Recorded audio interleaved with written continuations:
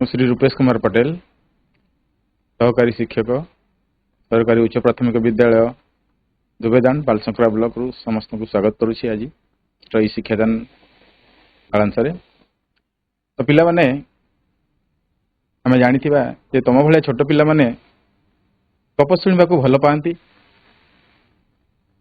तो तुम भाया गोटे छोटिया झील लिपि जी कि अजा को गप कहवाई एवं ता अजा गोटे छोटिया गपटे कहते से गपरू से गप मध्यम से कौ विषय जापारा इतिहास विषय से विषय आज आमर शिक्षादान उद्देश्य रही तेबे आम लिपि कौन गप शुणिला ता अजा ठारू ताकू एबे जानिबा। ठीक अच्छे तो लिपि जो गप शुणिला ता अजा ठारू ताकू आगे आगु आम किए जाना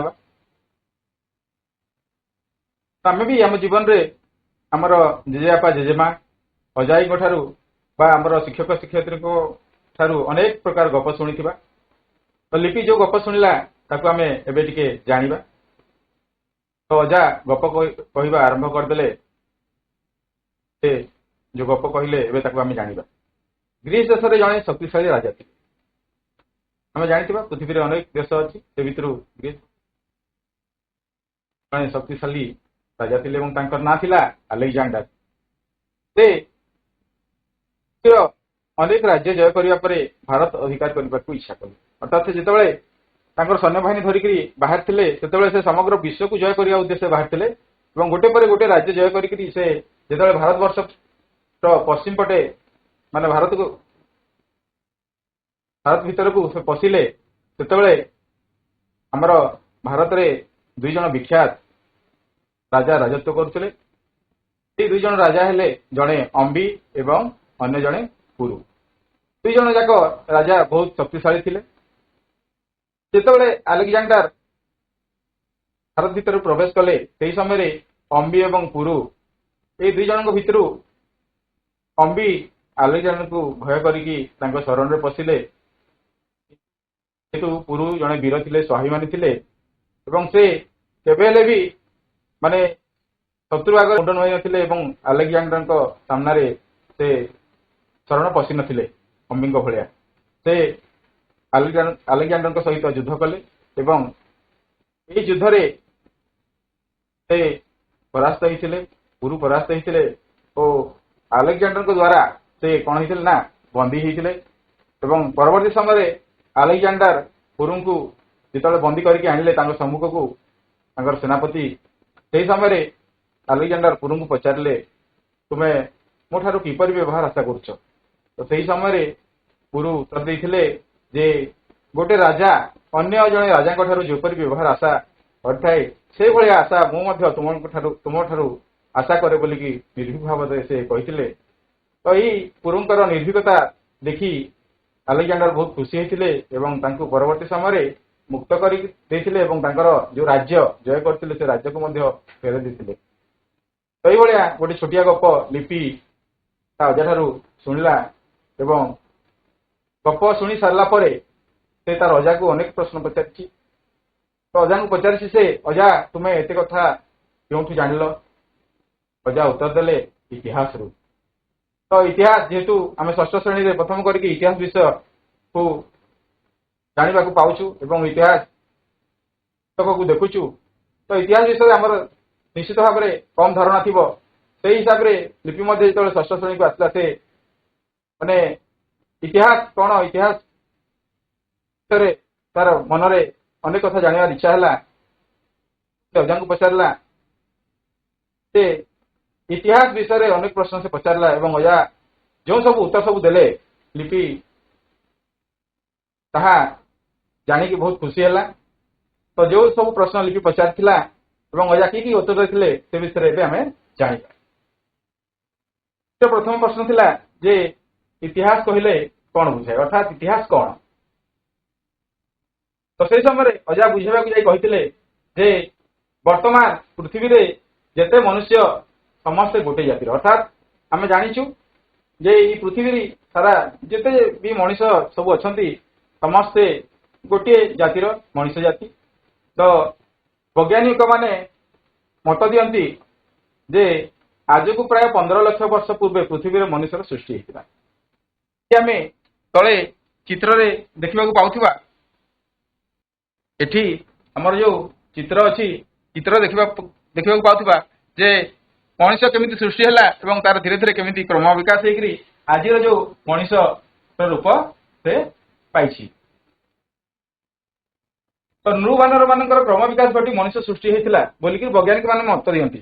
ତ ପୃଥିବୀ ପୃଷ୍ଠରେ ସେହି ପ୍ରକାର ଆଉ ନୃ ବାନର ନାହାନ୍ତି ବା ଦେଖାଯାଆନ୍ତି ନାହିଁ, କିନ୍ତୁ ସେହି ଜାତିର କେତେକ ଆମର ଜୀବ ଅଛନ୍ତି ଯୋଉଟା କି ଗିବନ, ଓରାଙ୍ଗଓଟାଙ୍ଗ, ଗରିଲା, ଚିମ୍ପାଞ୍ଜି ଏବେ ପୃଥିବୀରେ ଦେଖାଯାଉଛନ୍ତି।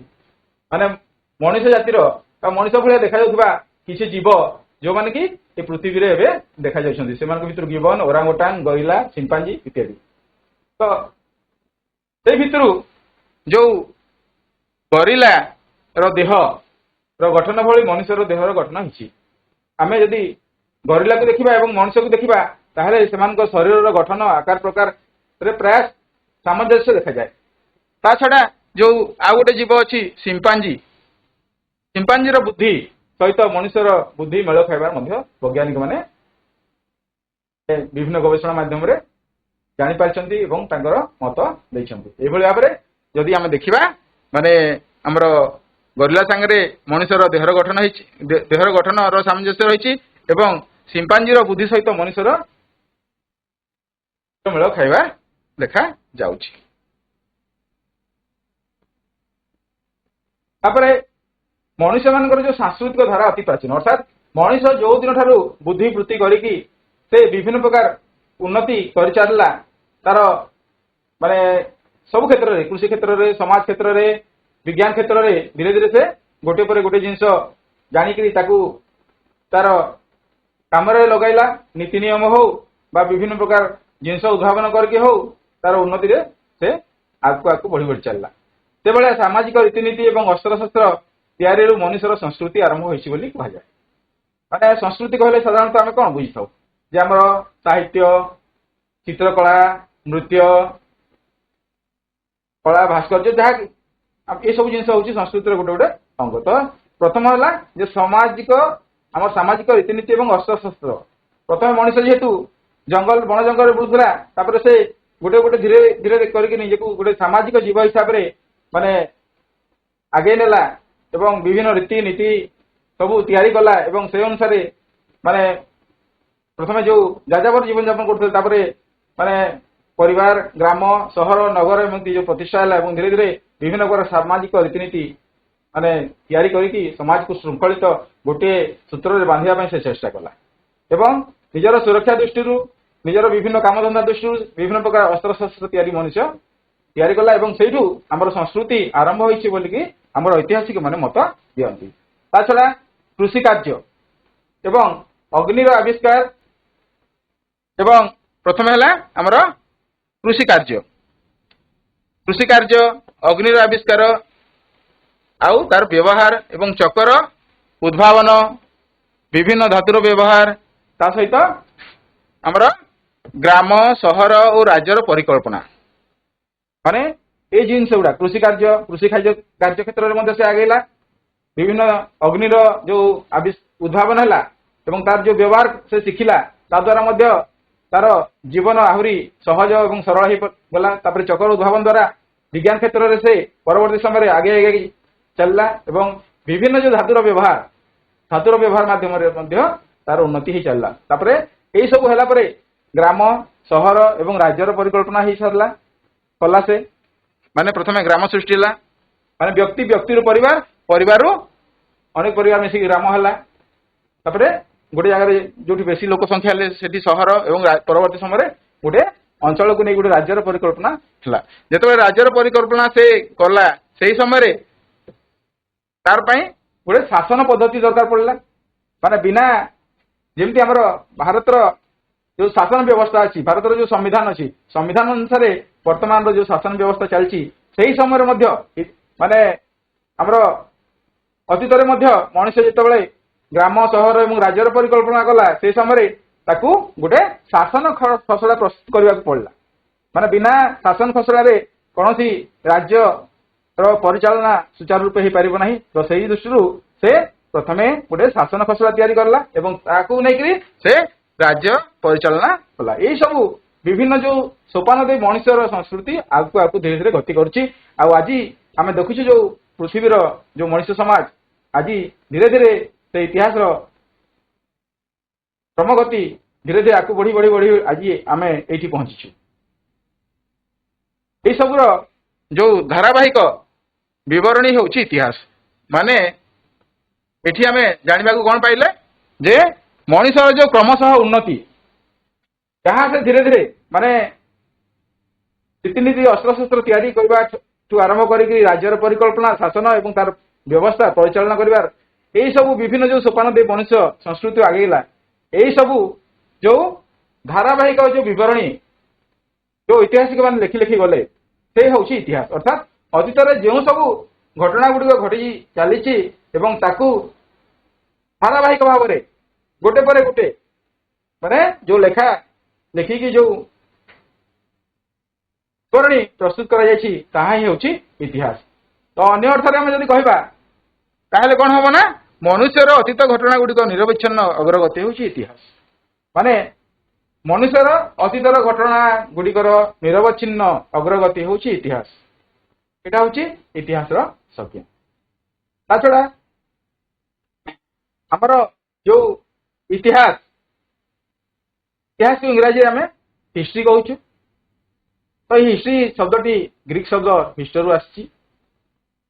ମାନେ ଗୋଟେ ଭାଷା ଅନେକ ଭାଷାକୁ ନେଇକି ସମୃଦ୍ଧ ହେଇଥାଏ। ସେମିତି ଯେମିତି ଆମର ଓଡ଼ିଆ ମାନଙ୍କର ଭାଷା ଓଡ଼ିଆ ଭାଷାରେ ମଧ୍ୟ ଅନେକ ବୈଦେଶିକ ଭାଷା ଅଛି, ଅନେକ ପ୍ରକାର ବିଦେଶୀ ଭାଷା, ସଂସ୍କୃତ ଭାଷା, ଏମିତି ଅନେକ ଭାଷା କିଛି ମିଶିଯାଏ, ମିଶିକିରି ଭାଷା ସମୃଦ୍ଧ ହୁଏ। ସେଇଭଳିଆ ମାନେ ଆମର ଯୋଉ ହିଷ୍ଟ୍ରି ଶବ୍ଦଟି ଇଂରାଜୀର ବି ଅନେକ ଗୋଟେ ଭାଷା ମାନେ ଶବ୍ଦ ଅଛି ଯୋଉଟା କି ଅନ୍ୟ ବିଦେଶୀ ଭାଷାରୁ ସେମାନେ ସଂଗୃହୀତ କରିକି ତାଙ୍କର ଇଂରାଜୀ ଭାଷାକୁ ସମୃଦ୍ଧ କରିଛନ୍ତି।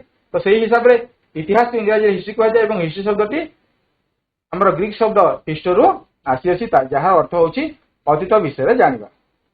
ଅର୍ଥାତ୍ ହିଷ୍ଟୋ ଶବ୍ଦର ଅର୍ଥ ହେଉଛି ଅତୀତ ବିଷୟରେ ଜାଣିବା। ଅନ୍ୟ ଅର୍ଥରେ ଯଦି ଆମେ କହିବା ଇତିହାସ ହେଉଛି ଏକ ବାସ୍ତବ ଘଟଣାବଳୀ ଯାହା ଅତୀତରେ ବାସ କରୁଥିବା ମନୁଷ୍ୟମାନଙ୍କର ଜୀବନ ଯାପନ ପ୍ରଣାଳୀ ବିଷୟରେ ଆମକୁ ଆଲୋଚନା ବା ଆମକୁ ଅବଗତ କରାଇଥାଏ। ତ ଇତିହାସ ହେଉଛି ଏକ ବାସ୍ତବ ଘଟଣାବଳୀ ଯାହା ଅତୀତରେ ବାସ କରୁଥିବା ମନୁଷ୍ୟମାନଙ୍କର ଜୀବନଯାପନ ପ୍ରଣାଳୀ ବିଷୟରେ ଆମକୁ ବା ସେ ବିଷୟରେ ଆଲୋଚନା କରାଯାଇଥାଏ। ତାହେଲେ ଆମେ ଜାଣିଲେ ଯେ ଅତୀତରୁ ଯୋଉ ଦିନଠୁ ମଣିଷ ମାନେ ସେ ନୃବାନରୁ ଗୋଟେ ମଣିଷ ହିସାବରେ ଯେତେବେଳେ ସେ ପୂର୍ଣ୍ଣତା ପାଇଲା ଗୋଟେ ଶରୀର, ସେଇ ସମୟରେ ତାର ବୁଦ୍ଧି ଏବଂ ଜ୍ଞାନକୁ ଲଗେଇକି ସେ କ୍ରମଶଃ ଧୀରେ ଧୀରେ ଉନ୍ନତି କରି ଚାଲିଛି। ଏଇ ସବୁ ଜିନିଷ ଗୁଡାକ ଯାହା ମନୁଷ୍ୟର ଜୀବନଯାତ୍ରାର ଯୋଉ ସୋପାନ ଗୁଡାକ ଆଲୋଚନା କରେ ତାହା ହିଁ ହେଉଛି ଇତିହାସ। ତାହେଲେ ଆମେ ପ୍ରଥମ କରିକି ଷଷ୍ଠ ଶ୍ରେଣୀରେ ଇତିହାସ ବହି ପାଇଲେ ଏବଂ ଇତିହାସ ପଢିବା ପାଇଁ ଆରମ୍ଭ କଲେ। ତ ସେଇ ଦୃଷ୍ଟିରୁ ଇତିହାସ ପଠନର ଉପାଦେୟତା କଣ, ମାନେ ଇତିହାସ ପଢିବା ଦ୍ୱାରା ଆମର ଲାଭ କଣ ହବ, ସେଠୁ ଆମେ କଣ କଣ ପାଇପାରିବା। ଯେମିତି ପ୍ରତ୍ୟେକ ବିଷୟ ପଠନ କଲାବେଳେ ଆମ ଜୀବନରେ ସେଗୁଡାକର ଆବଶ୍ୟକତା ଅଛି ଏବଂ ସେଥିରୁ ଆମେ ଅନେକ ଜିନିଷ ଜାଣିଥାଉ। ସବୁ ପ୍ରକାର ବିଷୟ ଆମେ ଆମ ଶ୍ରେଣୀରେ ପଢୁଛୁ। ତ ଇତିହାସ ପଠନର ଉପାଦେୟତା କଣ, ତାର ଉପକାରିତା ଆମ ପାଇଁ କଣ? ତ ପ୍ରଥମ କଥା ହେଲା ଇତିହାସ ପଢିବା ଦ୍ୱାରା ଆମର ଏକ ନମ୍ବରରେ ଆସୁଛି ଯେ ଇତିହାସ ପଢିବା ଦ୍ୱାରା ଆମେ ସମୟାନୁକ୍ରମେ ଅତୀତରେ ଘଟିଥିବା ଘଟଣା ଗୁଡ଼ିକୁ ଜାଣିପାରୁ। ମାନେ କେତେ କେତେ ହଜାର ହଜାର ବର୍ଷ ଆଗରୁ ମଣିଷର ଯୋଉ ଜୀବନଯାପନ ପ୍ରଣାଳୀ, ତାର ରୀତିନୀତି ସବୁ କିଛି ଆମେ ଜାଣିପାରୁଥାଉ ଇତିହାସ ପଢିବା ଦ୍ୱାରା। ମାନେ ଅତୀତରେ ଯାହା ଯାହା ସବୁ ଘଟଣା ଘଟିଛି ତାହା ଇତିହାସ ପଢିବା ଦ୍ୱାରା ଆମେ ଅବଗତ ହେଇଥାଉ, ଅତୀତରେ ଘଟି ଯାଇଛି। ତାପରେ ଆମର 2 ନମ୍ବରରେ ଆମେ ଜାଣୁଛୁ ଯେ ବର୍ତ୍ତମାନକୁ ବୁଝିବାକୁ ହେଲେ ଅତୀତକୁ ଜାଣିବା ଆବଶ୍ୟକ। ଅତୀତକୁ ଜାଣିଲେ ଆମେ ବର୍ତ୍ତମାନ ଭବିଷ୍ୟତକୁ ଠିକ ଭାବରେ ଗଠନ କରିପାରିବା। ନିଶ୍ଚିତ ଭାବରେ ମାନେ କିଏ ଅତୀତକୁ ଜାଣିଲା ଏବଂ ଅତୀତର ଯୋଉ ଭୁଲ ବା ଅତୀତରେ ଘଟିଥିବା ବିଭିନ୍ନ ପ୍ରକାର ଜିନିଷ ଯୋଉଟା କି ଭଲ ବି ଅଛି ମନ୍ଦ ବି ଅଛି, ତ ଭୁଲ ଜିନିଷକୁ ପୁଣି ସୁଧାରିକି ତାକୁ ଠିକ ଭାବରେ ମାନେ ନିଜ ଜୀବନରେ ଲଗେଇବା, ଯୋଉଟା କି ଆମେ ଇତିହାସରୁ ଶିଖିପାରିଥାଉ। ଗୋଟେ ଉଦାହରଣ, ଛୋଟିଆ ଉଦାହରଣ ମୁଁ ଦଉଛି। ଯେମିତି ଆମେ ଆମର କିଛି ବର୍ଷ ପୂର୍ବରୁ ଆମେ ଇଂରେଜ ମାନଙ୍କ ଦ୍ୱାରା ପରାଧୀନ ଥିଲେ। ତ ସେଠି କାହିଁକି ପରାଧୀନ ହେଲେ ନା ଆମ ଭିତରେ ଏକତାର ଅଭାବ, ଆମେ ନିଜ ଦେଶର ମାନେ ସଂସ୍କୃତି ପରମ୍ପରା ଦେଶପ୍ରେମ ଭାବକୁ ଭୁଲି ଯିବା କାରଣରୁ ଆମ ଭିତରେ ଏକତା ନ ରହିଲା ଏବଂ ଫଳରେ ଆମେ ବିଦେଶୀ ମାନଙ୍କ ଦ୍ୱାରା ଶାସିତ ହେଲେ। ତ ସେଇଠୁ ଆମେ କଣ ଶିଖିବା ଦରକାର? ସେଠୁ ଆମେ ଶିଖିଲେ ଯେ ଏଇ ସବୁ ଭୁଲ କାରଣରୁ ଆମେ ପରାଧୀନ ହେଇଥିଲେ ଏତେ ବର୍ଷ ଧରିକିରି। ଇଂରେଜ ମାନଙ୍କ ଆଗରୁ ମଧ୍ୟ ଆମକୁ ଅନେକ ଲୋକ ପରାଧୀନ କରିଥିଲେ।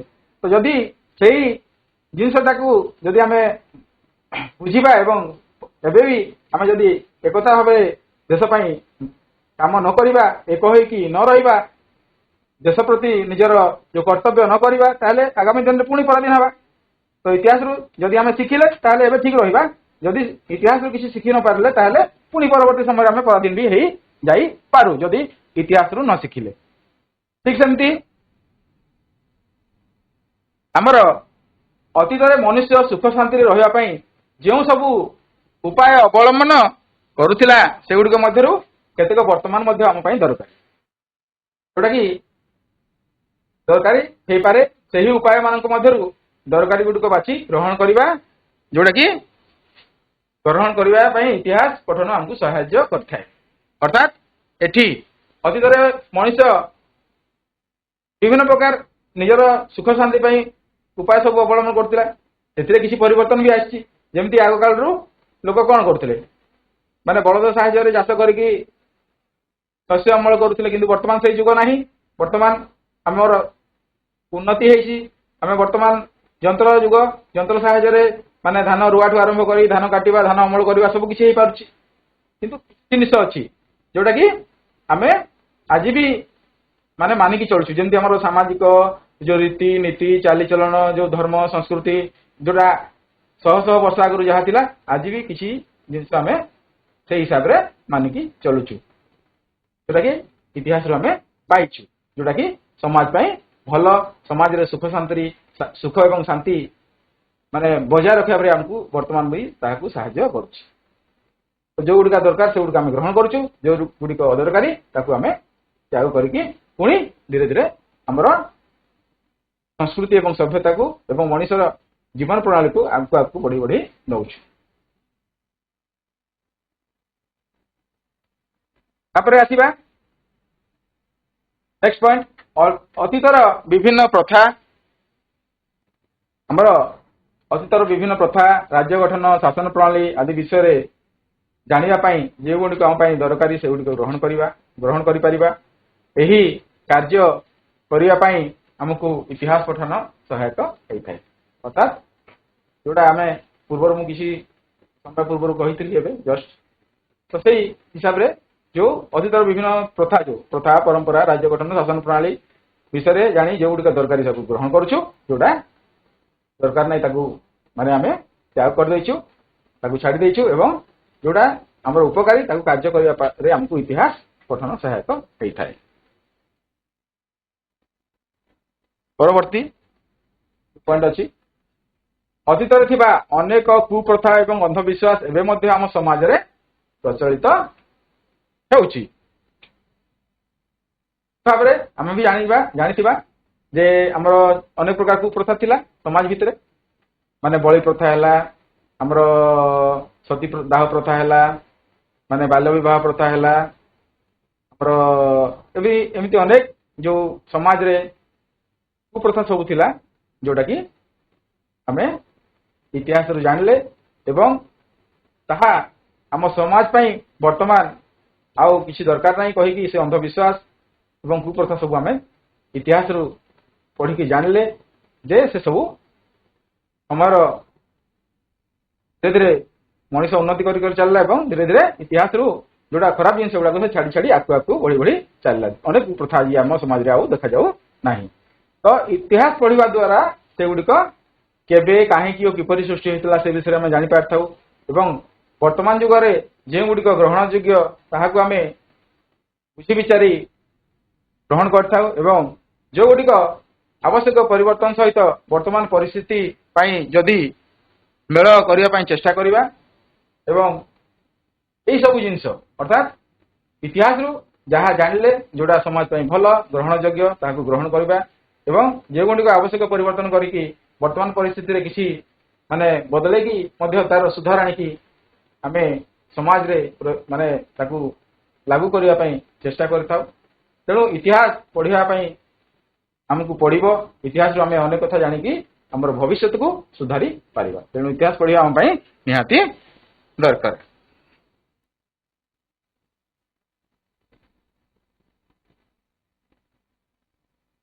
जो इतिहास विषय आम एत कथा कहले तो से इतिहास आधार गुड़िक कौन माने किपरि आम जापर ये अतीत ये सब होता अतीत ये सब घटना घटी कि नहीं ताकू पुणी प्रमाण दरकार कि नहीं तो से गुड़िक जानापी माने आमको प्रमाण दरकार खाली कहीदेले हम ना तेणु इतिहास आधार गुड़िक अर्थात क्या मध्यम आम इतिहास को जापर अतीत घटना गुड़िक सब जापर देखिपर निजर माने जानला परे निजर मन भीतर भी संतुष्टि आसवा दरकार हाँ प्रकृत ये सब निश्चित भाव घटी घटना घटवार आमको प्रत्यक्ष प्रमाण भी दरकार। तो इतिहास एक काल्पनिक कहानी नुहे माने इतिहास जमी आमर जो विभिन्न प्रकार काल्पनिक गप सबू माने अनेक कहानी सबू कल्पना करके माने लेखक माने लिखि दियंती तो इतिहास सेमती कहारी कल्पना रे बाकी कल्पना करके इतिहास एमती हिथिबो सेमती हिथिबो कहि कहीं इतिहास लिखि नाहांती बा इतिहास का माने सेमती किछि लिखि नाहांती काल्पनिक कहानी नुहे यह प्रमाण करा तथ्य उपर आधारित अनेक गुड़िए आमर प्राचीन आधार आमर इतिहास संपर्क में आम जापारी था यही आधार गुड़िक दुई भाग में विभक्त कर गोटे प्रत्नतात्विक आधार गोटे है प्रत्नतात्विक आधार एवं गोटे साहित्यिक आधार एवं जो इतिहास आधार दुईटा जो विषय जानले तो ये गोटे विषय आम आलोचना करवा प्रथम कर तो उभय आधार को भित्ति कर इतिहास संपर्क में जानवर अनेक सुजोग रही अनेक संभव अनेक प्रकार जानवर संभव होता है। तो प्रथम आम प्रत्नतात्विक आधार को आलोचना करवा एठी प्रत्नतात्विक आधार तो भारतर विभिन्न स्थान में माटी तले माटी उपरे प्राचीन जुगर बहुविध ऐतिहासिक वस्तु और अवशेष देखा मिले से गुड़िक प्राचीन कालर विभिन्न कार्यकलाप और घटनावली उपरे आलोकपात करे। तो यही प्रत्नतात्विक आधार गुड़िक पुणी चारि भाग विभक्त माने जोटा कि माटी तले और माटी उपरे प्राचीन जो अनेक जिनस बा अवशेष देखा मिले जोटा कि प्राचीन कालर कार्यकलाप और घटना विषय आमको अवगत कराई थाए। तो पुणी से जो प्रत्नतात्विक आधार जो प्रत्नतात्विक आधार को पुणी चारि भाग में विभक्त गोटे है खोदित लेखा व लिपि, 2 नंबर है कीर्ति और कलाकृति, 3 नंबर है भौतिक अवशेष एवं 4 नंबर है मुद्रा। एवं प्रत्नतात्विक आधार जो चारि भाग में विभक्त गोटे गोटे आधार से गुड़ाक एवं गोटे पर गोटे आलोचना आम करी जीवा। प्रथमे आसीबा खोदित लेखा बा लिपि। अतीतर विभिन्न घटना और कार्यकलाप शासन प्रणाली सामाजिक प्रथा परंपरा और चलनी इत्यादि माटीर टाइल और इटा तंबापटा पशु चमड़ा लुगा स्तंभ मंदिर कांथ पत्थर गछर पत्र और छाल तथा तालपत्र लेखा जाउथिला। माने अतीतर विभिन्न घटनावली जहाँ जहाँ घटी आज भाया आम कंप्यूटर जुगे तो माने से समय नथिला ना कंप्यूटर बा कागज कलम खाता कलम ये सब नथिला। तो से समय लोके कौन करथिले ना अतीत जहाँ जहाँ विभिन्न घटना नीति नियम कार्यकलाप शासन प्रणाली सब माने राजांकर जो शासन जो नियम कानून सामाजिक प्रथा परंपरा चलनी इत्यादि सब कौन करा ना माटीर टाइल माने माटी रे टाइल भलिया गोटे चौड़ा करके स्लेट जमी थाए सेमती तैयारी होतिला तैयारी होतिला एवं तार उपरे सेही समय जो शासन प्रणाली कार्यकलाप विभिन्न सामाजिक प्रथा परंपरा चलनी सब लिखित आकार से लिखुथे माने माटीर टाइल इटा उपरे ताम्र पटा उपरे जेहेतु मनुष्य धातुर व्यवहार जानिथिला सेही समय तंबा पटा उपरे मध्य आमे देखिथिबा हमर जो बासन कुसन रे आमे ना लिखा हुए माने गोटे छोटिया लुहा ये धरथिबो हाथुले पिटी पिटी पिटी पिटी से सेठी विभिन्न चित्र चित्र लेखा मान भी लिखे ना लिखे चित्र सब आंकी थांती तो सेही समय मध्ये आमे जो ऐतिहासिक बा जो ऐतिहासिक हमर विभिन्न प्रकार टीवी रे सीरियल आसे सेथिरे मध्ये आमे लेखा थिबा देखिथिबा निश्चित भाव रे तो तंबा पटारे बा ताम्र फलक रे लेखा होतिला पशु चमड़ा ऊपर लेखा होतिला विभिन्न प्रकार कपड़ा ऊपर मध्ये लेखा होतिला तापर मंदिर मानक रे जेहेतु मंदिर माने पुरा काल रे मंदिर होतिला सांस्कृतिक केंद्र तो मंदिर रो स्तंभ मंदिर रो कांथ एवं मंदिर रो पत्थर तो सहित गछर पत्र माने हम ताल पत्र हम देखिथिबा निश्चित ताल पत्र लेखा होतिला एठी हमर एठी अछि ताल पत्र केमती आगे लोक माने लिखुथिले तो ये सब जिनिस मानकरे लेखा जाउतिला जहा जहा ना सब कहली सेही जिनिस मानकरे सेही समय रे घटना कार्यकलाप शासन प्रणाली सामाजिक प्रथा चली चलनी परंपरा सब लेखा होतिला तो से गुडिक भितरु आज मध्य आमे जेहेतु ओडिसा रे अछु ओडिसा लोक तो हमर ओडिसा रे मध्य देखिबा को मिले हमर ओडिसा रो भुवनेश्वर निकटवर्ती धौली पहाड़ एवं ओडिसा रो गंजाम जिल्ला रो जौगढ़ ठारे मध्य पत्थर उपरे आज को प्राय 2200 वर्ष तळर लेखा देखिबा को मिले जदि भी को समय आमे जदि दिबा धौली पहाड़ बा गंजाम रो जौगढ़ तो सेठी देखिबा को पाइबा जे 2200 वर्ष तळर घटना सब सेठी आज मध्य पत्थर देहरे लेखा थिबार हमकु देखिबा को मिलिबो ता छडा खाली भारत वर्ष जे मनुष्य सभ्यता बा मनुष्य रो माने उन्नति हेला से कथा न हम सारा पृथ्वी रे एमती अनुमान करा जाय 172 सभ्यता थिला जेमती हमर सिंधु सभ्यता मोहनजोदड़ो सभ्यता भारत वर्ष रे 4-5 सभ्यता थिला से भले सारा पृथ्वी रे 172 सभ्यता थिला जोटा कि ईरान इराक मिस्र चीन ग्रीस तथा अनेक आहुरी देशरे विभिन्न सभ्यतार विकास हेतिला सेठी मध्ये ए प्रकार सब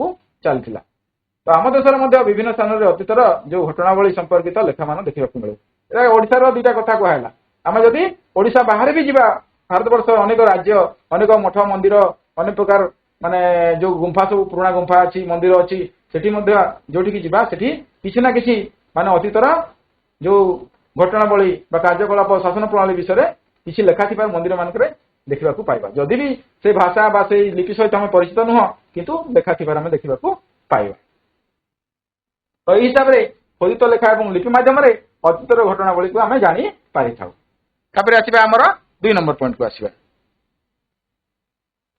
एठी पत्थर उपरे किछि लेखा थिबार हम देखुछु एठी पत्थर उपरे किछि लेखा अछि तापर एठी काल पत्र रे मध्ये किछि लेखा देखिबा को पाउछु जोटा कि अतीत काल रे सब लेखा आइछि मनुष्य ही लिखिछि से समय रे तापर 2 नंबर आसीला कीर्ति एवं कलाकृति माध्यम रे हम किपरि इतिहास को जानि परिबा बा जानि थाउ आम देश रे अनेक ऐतिहासिक कीर्ति यथा मंदिर दुर्ग राजप्रसाद स्तूप मठ इत्यादि सब देखा जाए यही सब निर्माण समय और निर्माणकर्ता विषय रे आम जानि पारु एहा छडा एही सब सेतेबेलर सामाजिक सांस्कृतिक धार्मिक और वैज्ञानिक चिंताधारा संपर्क में अनेक तथ्य मिलता है आम जानिथिबा जे हमर ओडिसा रे अनेक मंदिर अछि पुराना मंदिर कोणार्क पुरी लिंगराज मंदिर माने अनेक प्रकार विभिन्न प्रकार गुंफा सब प्राय सब अंचल रे देखा जाय जोठी की पूरा काल रे कोनसी ना कोनसी समय रे मनुष्य सब वास करथिले से दृष्टि रो माने मंदिर दुर्ग राजप्रसाद स्तूप मठ इत्यादि रे अतीतर अनेक जिनिस कलाकृति आज भी आमे जगन्नाथ मंदिर को देखिले कहीं 500-600 केते वर्षर तैयारी हेकरी से ठिया आइछि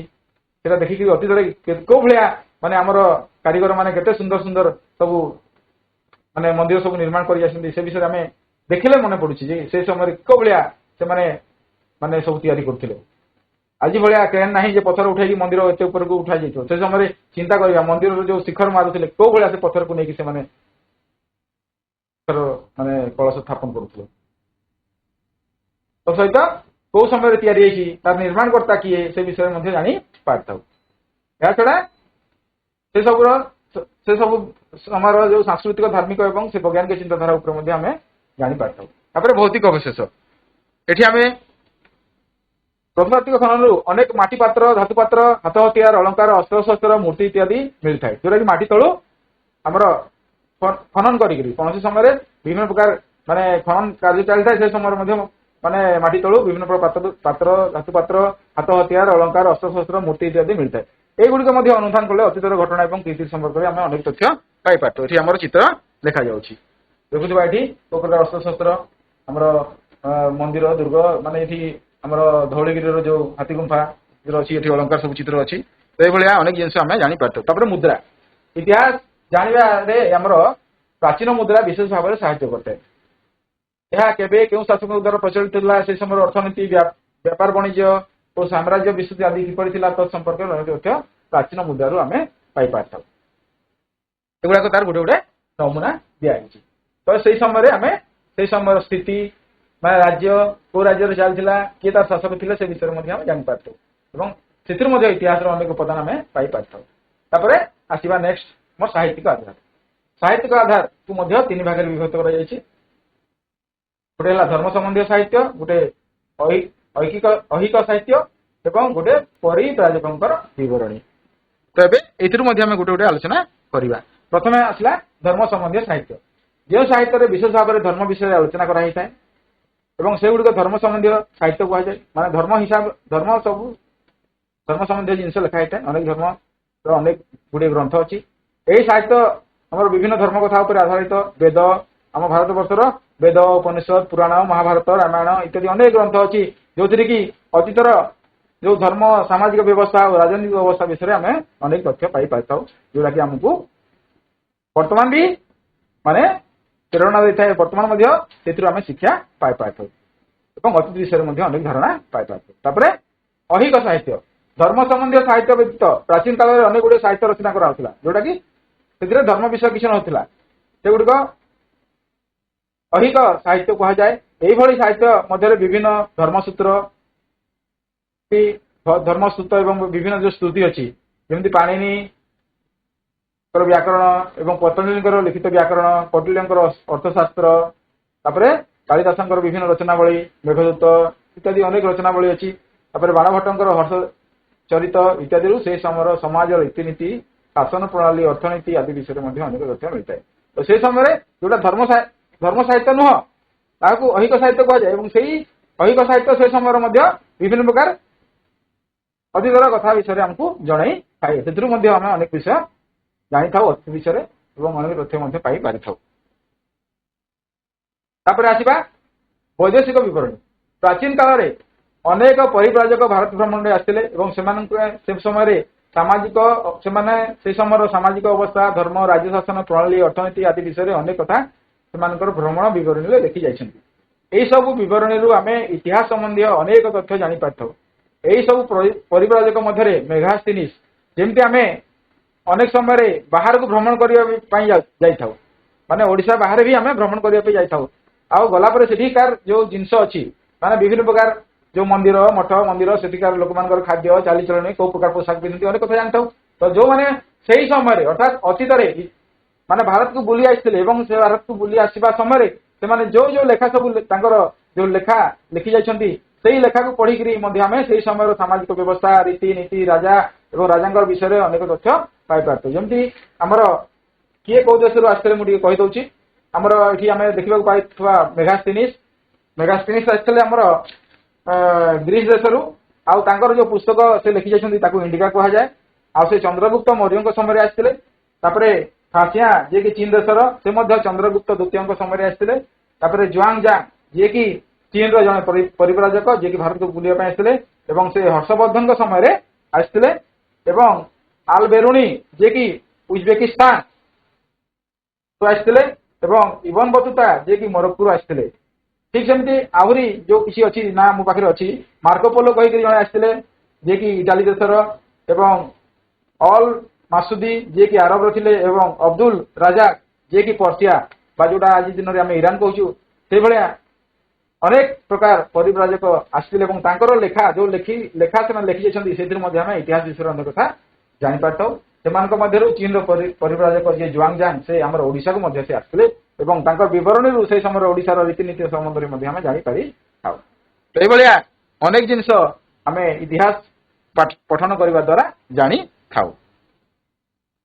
तबे हमर जहा कि हमें आलोचना कले से विषय किसी मु प्रश्न पचारिबी एई प्रश्न गुड़िकर उत्तर ठीक भाव में देवाई चेष्टा करवा। तो प्रथम प्रश्न है वैज्ञानिक मतरे केते वर्ष पूर्व पृथ्वी रे मनुष्य मानकर सृष्टि होता। जो जो विद्यालय जो छात्र छात्री माने उत्तर देवाई चाहिए शीघ्र शीघ्र उत्तर देवा।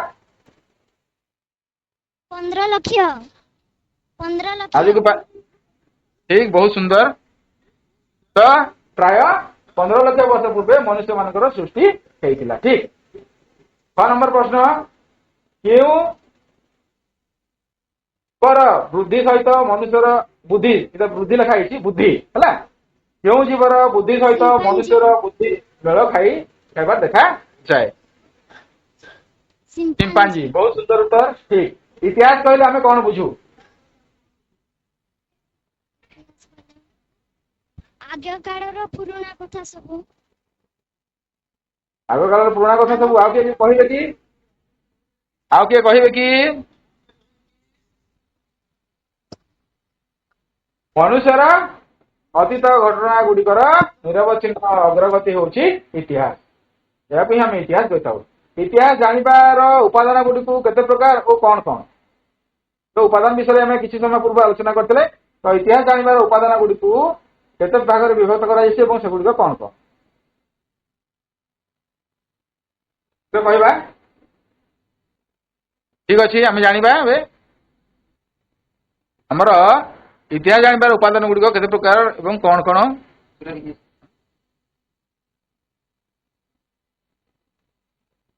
दुई प्रकार एवं से गुड़िक है प्रत्नतात्विक उपादान और साहित्यिक उपादान।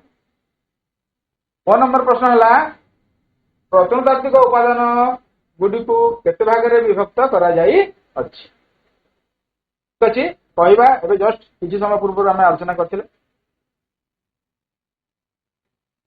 प्रत्नतात्विक और साहित्यिक माने इतिहास उपादान को जानिया पई विभाग में विभक्त करा जाई। पुणी प्रत्नतात्विक उपादान और साहित्यिक उपादान को मध्य भाग भाग करा जाई। तो प्रत्नतात्विक उपादान को केते भाग में विभक्त करा जाई 4 भाग रे एवं साहित्यिक उपादान को 4 विभाग रे। हां ठीक 4 विभाग रे। हां ठीक अछि बहुत सुंदर। आ से गुडी कोन कोन कहबा कि यदि हमें नोट करतिबा बा बही हम पाखे खोदित लेखावा लिपि तो बहुत सुंदर।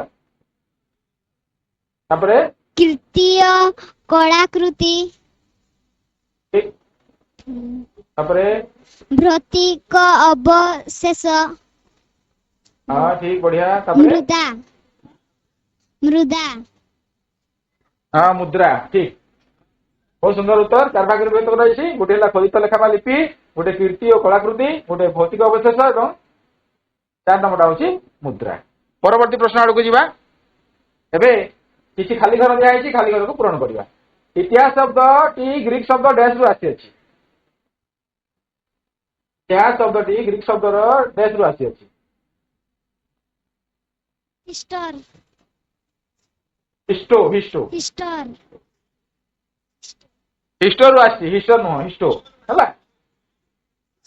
ओडिसा रे गंजाम रो डैश थारे पत्थर उपरे आज को प्राय 2200 वर्ष तलर लेखा देखा मिले। कहवा ओडिसा रो गंजाम रो डैश थारे पत्थर उपरे आज को प्राय 22 वर्ष तलर लेखा देखा मिले। 2200 वर्ष तलर अच्छी आमर जौगढ़। तापरे जो ग्रंथ गुड़िक धर्म विषय आलोचना जो धर्म ग्रंथ गुड़िक धर्म विषय आलोचना होता है से गुड़िक डैश संबंधी साहित्य कहुए।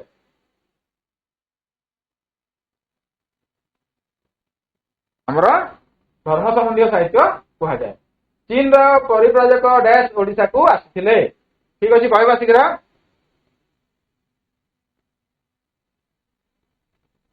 ଆମର ଜୁଆଙ୍ଗଜାଙ୍ଗ। ତାପରେ ଶେଷ ପ୍ରଶ୍ନ ଆମର ଡ୍ୟାସ୍ ମାନଙ୍କର କ୍ରମ ବିକାଶ ଘଟି ମଣିଷ ସୃଷ୍ଟି ହୋଇଥିବାର ଅନୁମାନ କରାଯାଏ ବା ହୋଇଥିଲା ବୋଲି ଅନୁମାନ କରାଯାଏ। ନୃବାନର ମାନଙ୍କର କ୍ରମ ବିକାଶ ଘଟି ମଣିଷ ସୃଷ୍ଟି ହୋଇଥିଲା ବୋଲି ଅନୁମାନ କରାଯାଏ। ଠିକ ଅଛି, ଏବେ କିଛି ଗୃହ କାର୍ଯ୍ୟ ଦିଆହେଇଛି। ଆମେ ଯୋଉ ବିଷୟ ଆଲୋଚନା କଲେ ସେ ଆଲୋଚ୍ୟ ବିଷୟରୁ 15ଟି ପ୍ରଶ୍ନ ତିଆରି ନିଜେ କରିବା ଏବଂ ତାର ଉତ୍ତର ନିଜର ଅଭ୍ୟାସ ଖାତାରେ ନିଜେ ଲେଖିବା ଏବଂ ଲେଖିକି ନିଜର ଇତିହାସ ବିଷୟର ଯୋଉ ଆମର ଗୁରୁଜୀ ଗୁରୁମା ଅଛନ୍ତି ତାଙ୍କୁ ଦେଖେଇବା। ତାହେଲେ ଆଜିକାର ଆମର ଏଇ ଷଷ୍ଠ ଶ୍ରେଣୀର ଇତିହାସ ବିଷୟରେ ଧାରଣା ଯୋଉ ଶିକ୍ଷାଦାନ କାର୍ଯ୍ୟକ୍ରମ ଥିଲା ତାହା ଏବେ ସମାପ୍ତ ହଉଛି। ସମସ୍ତଙ୍କୁ ବହୁତ ବହୁତ ଧନ୍ୟବାଦ।